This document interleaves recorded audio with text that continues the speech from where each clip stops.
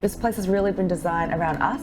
It's about having a space that works for you. Before we even designed this apartment, we had to think about what do we actually need. Everything has a place, down to where the teapot might have its place. So this is a compact apartment, 25 square meters. This is our living room, our dining room, our hosting space. It's all in one, and so we've had to... Where we sleep as well. Yeah, correct, over there. Sydney's property market has really caused us to think creatively in terms of where we live and how we live. We have tried to fit out this place so that the storage suits the things that we have, not more, not less. And that's just being mindful and really questioning, do we really need this and how does it really add value to our life? Part of using this space well has been incorporating a lot of storage. We've got lots of little nooks and crannies where we can tuck things away. This table can be packed away above the oven. We can reconfigure the space depending on what we're doing and depending on our needs. This screen door here can open out so that you can watch TV while sitting on the couch, or it can close and watch TV from bed. After we wash the dishes, we put them away above the sink. That's a good use of space. We don't have any door handles in the apartment, and it sounds like such a simple thing, but it just means you can move around a lot more freely. To be honest, one of the biggest benefits of living here is how easy this place is to clean. I'd say it takes half an hour to clean the whole place. I mean, it sounds silly, but we really appreciate that because we don't want to spend all our time and energy thinking about maintaining, and having a small, decluttered, very simple place means we can spend time and energy doing other things. Living in a tiny apartment does mean that we don't have our own backyard. We have an abundance of parks around the area. That's been a big part of why we chose this place. One of the sustainable aspects about living in a compact apartment is that you have a smaller footprint. We're only taking up 12, 13 square meters each, I guess.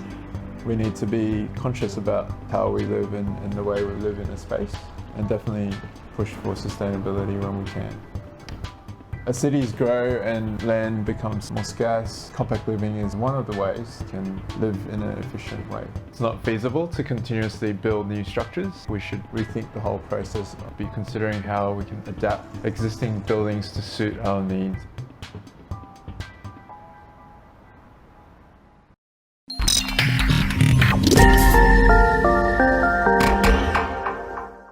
Hello once again, welcome to the show. This time I'm in Sydney and my guest is Josh Davoren. Josh is one of the directors at Remax Australia and New Zealand. Josh, thanks for your time. No problem, Kevin. Good to be here. I want to talk to Josh because I know he's dealing with a lot of agents and agencies around Australia and New Zealand about, we're heading towards the end of 2019 and it's frightening, isn't it? Terrifying. Hey, 2020. Yes. I hate to think of how old I'm going to be next year. But the big challenges, the big tech challenges, Sure. in talking to your people, what are you hearing? What are you saying to them? How are you preparing them? Yeah, I mean, technology is obviously a massive part of the conversation that we have from a corporate level with all offices, and the questions that we get about technology is always very much how to navigate through the waters of having so many options and what decisions to make as a business owner or as a sales agent about what technology is going to be best for them. So at a corporate level with Remax, we try to office to office analyze the businesses and look at what their needs are and give our advice as experts within the market about what tools are out there and what they should look at bringing into their business.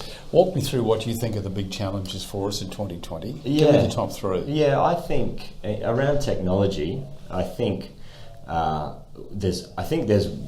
answer that question, there's one main consideration a business owner or a sales agent or even a property manager should think about when they're looking at technology in their business, and that would be, is a piece of technology that I'm either using now or thinking about bringing into my business, is it an enabler or is it a prohibitor to me and my business? And Qualify, what do you mean by that? well, I think there's pieces of technology that are out there that enable all kinds of functions in your business. They enable you to do more transactions or be more efficient with your communication, as well as enable you to have more quality conversations with your clients and your vendors. But there is other pieces of technology out there that, if used incorrectly, especially become prohibitive. They slow down processes. They almost feel like they're more work than what they're helping the businesses.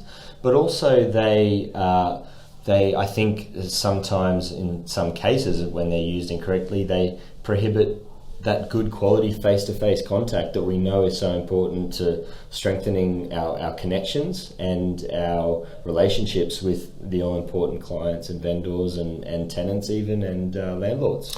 Because that kind of technology has been around for a while. So, I mean, when emails came out, the ability not to have to communicate, not to make the phone call. Sure. Texting, the same thing. Yes. Social media has taken us to a whole different level. Yes. They're not the answers, are they? Yeah, well, certainly they're not the only answer. I mean, they certainly have a role to play, but I think that we talk about technology enabling our agents. At Remax, we say that we want to become the greatest network of real estate agents enabled by the greatest technology. So the important thing there is the real estate agents are still very much a part of the picture. We're not talking about using technology to replace agents, to supersede them.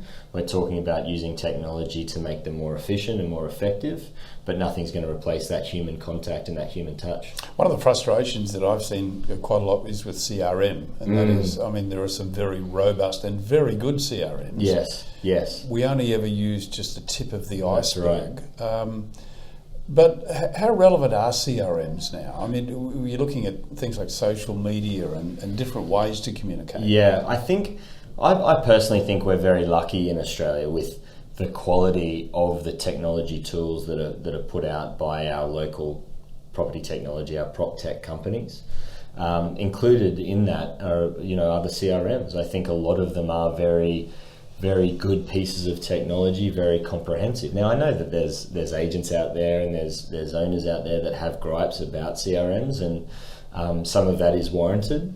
But I think that my overall observation, and it probably would be the second of your question for me for 3 points about observations for next year, is I think that the one thing with the CRMs is, as you touched on, only about 10 or 15% of the functionality ever gets used by an office. So I'd encourage agents and offices to look at the CRMs that they have at their disposal and really ask the question of, are we using these to the best of our ability, but also to the best of its ability? Yeah, because it brings into play things like AI as well. That's right. Artificial intelligence and the ability to lock that into That's a CRM to allow you to use more of it. That's right. Yeah, exactly. So it sort of raises the question for me, how relevant are they now, or how good are they, the ones that are there? Well, and I think you just touched on it. In terms of AI, there's some functions or some tools of AI that are actually more add-ons to CRMs, and I think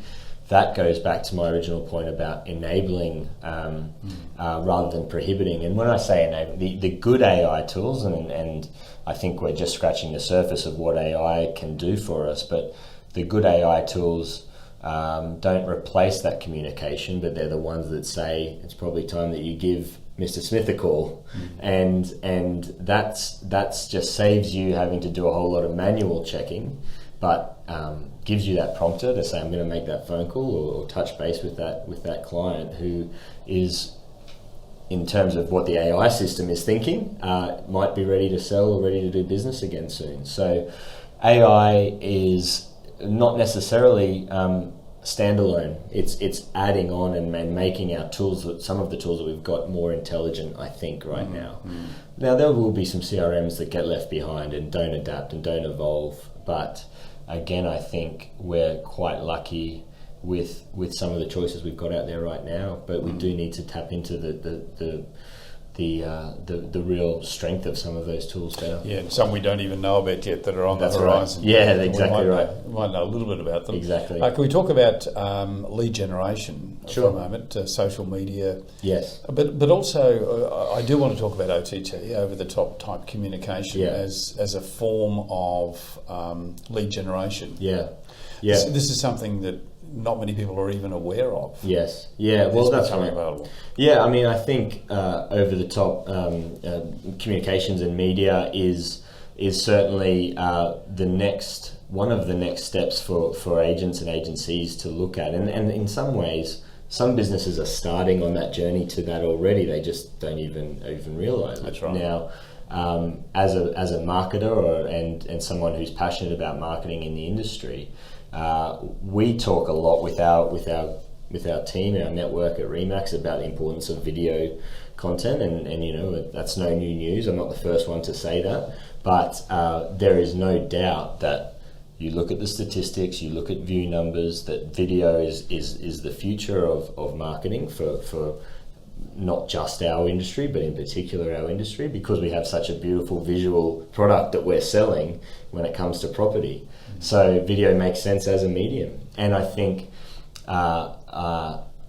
we were a couple of years ago, I had we saw Gary Vaynerchuk at a Remax conference that we had, and Gary's point back then, and this was 2.5 years ago, said that sales agents need to think about themselves as media companies, and using the OTT framework as a distribution channel for agents is really that final step. You can produce some of the content, and you certainly need to do that the right way, but how you distribute it and how you get it in front of audiences is just as important. That's the key thing. Yeah, definitely. Absolutely. Yeah.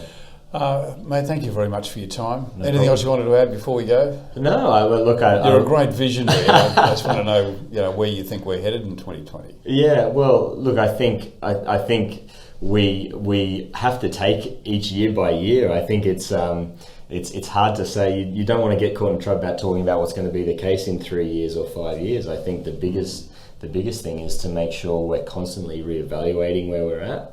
I think all of the best business owners are always not afraid to say, wipe the slate clean on a process or a tool they've got in their office, and say, how can we bring this new tool in and reimagine and rethink about how we're doing things? And I'd say that that's just a healthy curiosity. That's sort of a willingness to break things and go again. And how can we do it better? How can we do it better, and how can we change things and not be afraid of change? Yeah, that'd be the best way to go forward. Sounding constant. That's right.